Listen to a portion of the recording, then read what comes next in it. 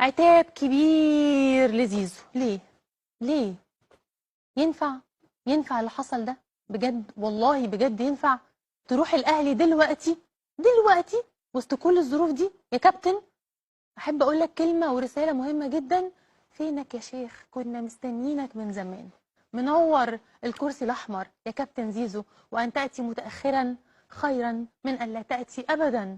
فبالمناسبه السعيده دي والمناسبه الجميله دي انه زيزو راح الاهلي، عايزه بقى ايه، اقول رساله مهمه جدا لكل زوجه بتحب زوجها او جوزها. لو جوزك زملكاوي اليومين دول بوسيه وحطيه جنب الحيط. يومين صعبين عليه، لا تقولي له فين رحت ولا امتى جيت. سيبيه في حاله بدل ما تلاقيه سابلك البيت. زيزو هيلبس الفانيلا الحمراء.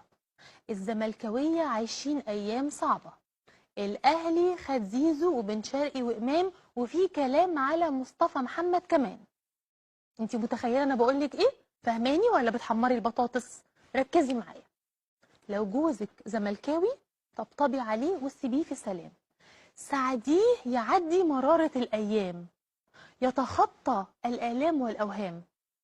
وانت قاعدة كده وهو بالليل كده جاي قاعد جنبك، شربيه كوباية لبن سخنة وقولي له خش نام وسيبيه في حاله.